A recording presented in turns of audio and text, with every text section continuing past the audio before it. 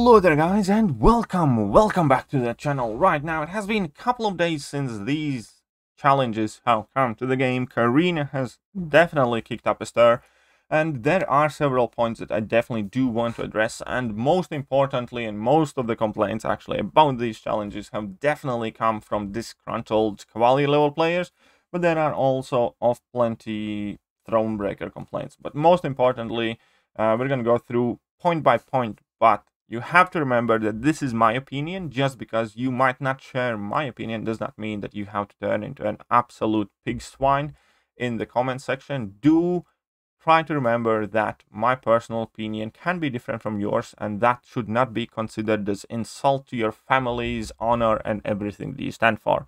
I simply see things differently, and without a doubt, my personal opinion is largely affected by my experience, time I have played the game, where I'm at in the game in general, my personality, and all that other different stuff. Doesn't mean that it's right. It doesn't mean that it should be treated as law or anything better than you have to offer. Therefore, you are more than welcome to leave your opinion in the comment section without getting, well, uncivilized. Right, that being said, we're going to be focusing on three main questions here. Number one, why no Cavalier difficulty for these challenges, and why Cavalier players can't access them, because they certainly would be able to do them with their 3 stars and 4 stars and stuff like that. Number two, why create content for the very tippy top of the player base, and why this is actually a very brilliant solution for a very long-lasting problem in the game. And number three, why these challenges in fact are not money pit, but definitely are not also what they are intended to be, and they by no means are a true reflection of one's skill. I have done these challenges, and by no means I genuinely feel superior or better about the people who have not yet. Because let's say 5 of these challenges genuinely have a skill cap on them, and if you are a good player, you can do with no items or hardly any items. But at the very least, at the bare minimum, 4 of these challenges have a very simple toll gate. Therefore, it does in fact degrade the purpose of this event and the spirit I believe it should have been intended in. But you're gonna get that. Right, so why no Cavalier difficulty player, and why, in my personal opinion, Cavalier level players have absolutely zero, zilch, zip, nada, no reason to be upset. Even though obviously that is the most popular complaint I have had to personally see, deal with, answer, get irritated by, get trolled with, and whatever not during every single one of my live streams as I was doing these challenges. Why Cavalier players can't do these? No. Why there is no Cavalier player difficulty? Right. Why there is no Cavalier player difficulty? Because it's an endgame piece of content. It's not intended for Cavalier players. Most importantly, the answer to that lies in the fact that this is permanent piece of content. This is not a monthly event, it's not a side event, it's not a short, special, something, whatever. It's a permanent piece of content. Now, as a Cavalier player, you would not complain when Kabam released 7.3, for example. If you have not done 7.2, if you have not done 7.1, 7.3 is not something you care about. Why? Because it's permanent piece of content, and you're not there yet. Yet being the key word, key aspect. Once you actually get to the same progression level, you can do those pieces of content.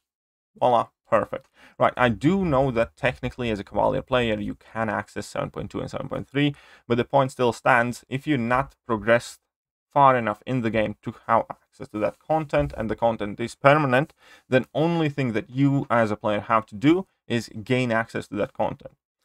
When Kabam introduces a permanent content that's accessible only to Thronebreaker players, it doesn't mean that it's content only for Thronebreaker players. It does mean that it's content for everyone who becomes Thronebreaker ever.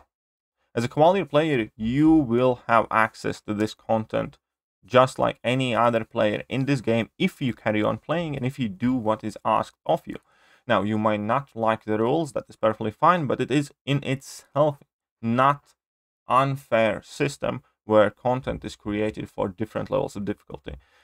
People who are uncollected are not complaining about the content that's released for, again, Thronebreakers, right? people who are Cavalier should not complain about content released for Thronebreakers, in my personal opinion, because everybody has had to become a Thronebreaker. None of us downloading this game was a Thronebreaker player. All of us had to accomplish whatever Kabam asked of us. Now, whether we found it fair or unfair, that is a different story. When Kabam introduced Thronebreaker title, I did not like that at all. For a very significant piece of time, I was actually standing up for Cavaliers and expressing my disdain about the way they did the whole Thronebreaker thing. But with every passing month, it is harder and harder to understand those Cavalier players who have played this game actively for such a long amount of time and are not Thronebreakers. Because right now, you can definitely get a Thronebreaker title if you actually play the game to a relatively decent degree.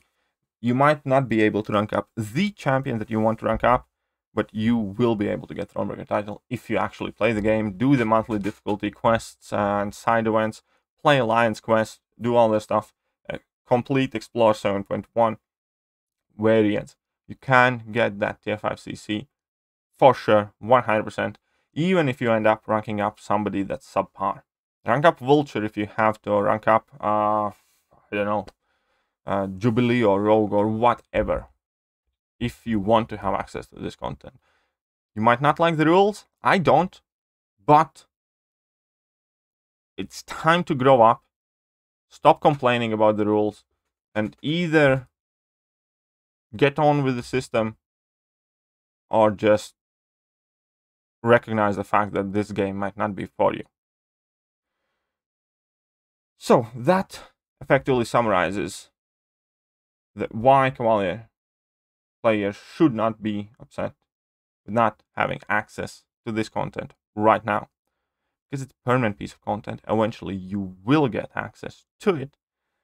And the only thing you have to do is exactly the same thing that everybody else had to do in order to gain access to this content. Right, now the second main question, why create content that only few thousand people will really have access to or will properly bother with? And the answer to that is because that is exactly what we wanted. And the key point here is that for 15 months, there has not been a single piece of content for the top tier players. For 15 months since the release of Abyss, and even with Abyss, you can put an asterisk next to its name because it's much more about having the revives and the right champions than a proper top piece of content. But the situation is fairly similar here, so I guess it evens out. For 15 months, I personally have watched my revives and health potions expire. I've done all sorts of stupid challenges. I have re-explored Abyss just for funsies, and still my revives and potions have been expiring. And it's extremely depressing. You know why? Because at that point, you start to value a potion as nothing. You start to value a potion as 500 gold. And it shouldn't be that way. Those items should still carry their cost as if we would have to purchase them. The key was there, we never did. 7.1, variant 7, variant 6, variant 5, all easily done without items. All items expiring, and it's very, very depressing.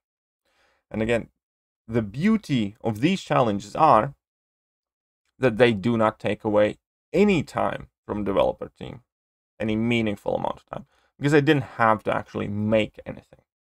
If they really wanted to, they could pump these out every month. I hope they don't, because then everybody would be burnt out, but I do hope that we get these about twice a year or 3 times a year.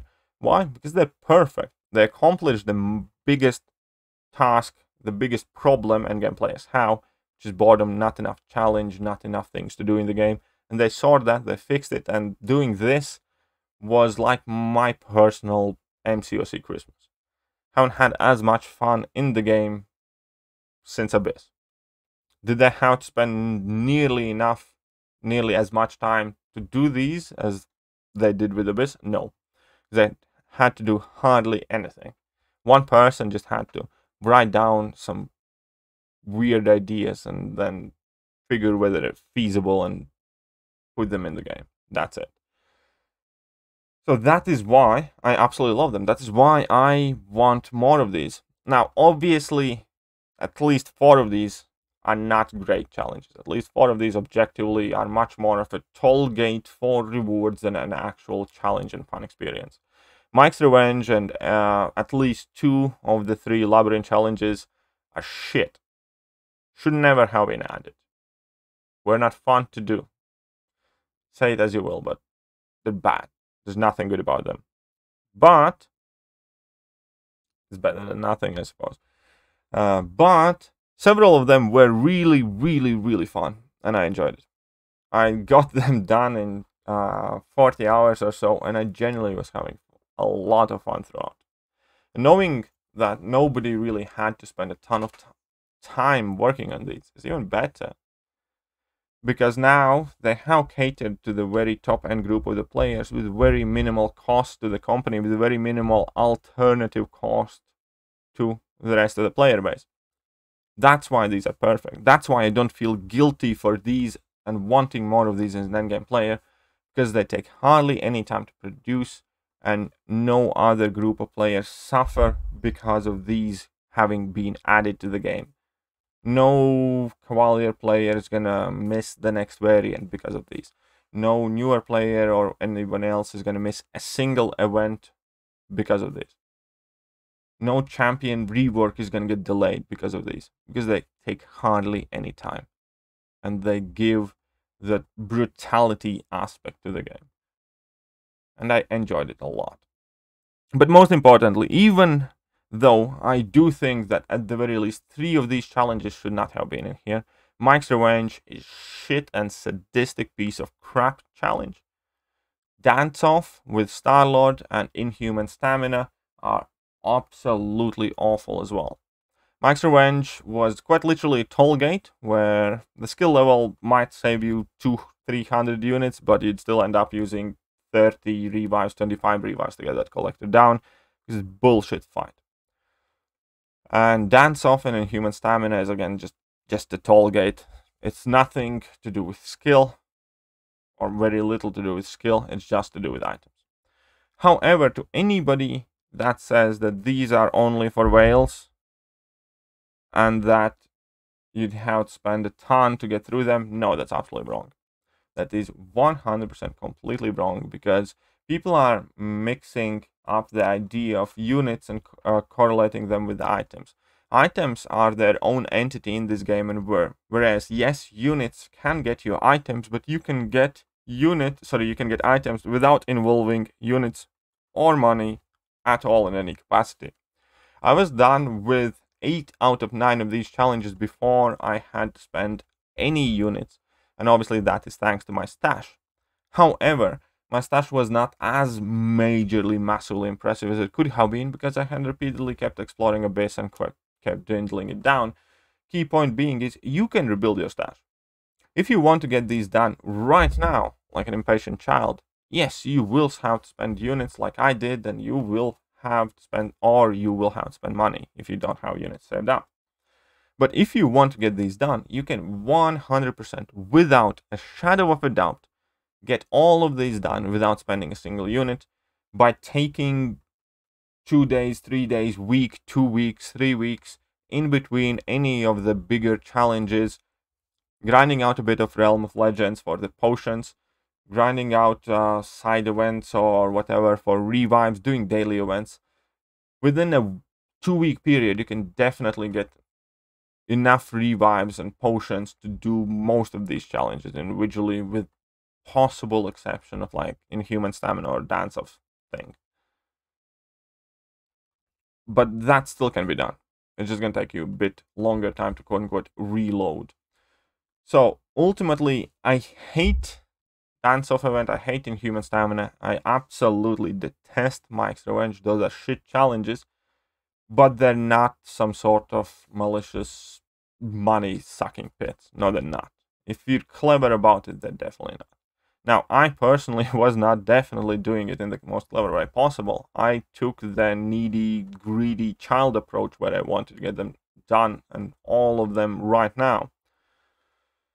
But any, let's say, smarter player or any player who actually plans out their runs will get through this without actually dropping $1 or dropping any meaningful amount of units, just by replenishing their stash, taking your time. And that is great about this, Because endgame players, YouTubers, and any top tier players for long and since this game has existed have pretty much been complaining about not having enough content. Now this is one of the best answers, one of the best solutions that one could have found, because it again involves practically no development time, but a ton of excitement and a ton of value in it. So ultimately, as an event, I do think it is a really great success. Now, it is not perfect. Challenges are not ideal. It perhaps wasn't presented ideally and all that other stuff. But you can't deny, if you're a Cavalier player, you want to get in on an action, and it gives you extra motivation to get Thronebreaker. Because some of these are free 6-star. Some of these are free tier 5 basics. Because some of them really can be done with no items, and you probably have the 3 and 4-star champions required. And if you're a Thronebreaker player, admit it, you either have or are planning to do some of these. They're fun. Some of them are shit. Some of them will not be done by most players or plenty of players ever, but some of them are great. Anyways, that is it. I just wanted to address some pain points for these. And if you're still watching, man, you're a real trooper. You can type in comment section, #trooper. I'll know which ones made it till the end.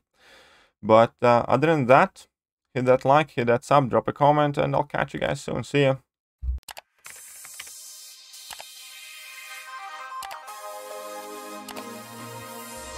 Hello there guys, and welcome back to the channel. So we have all the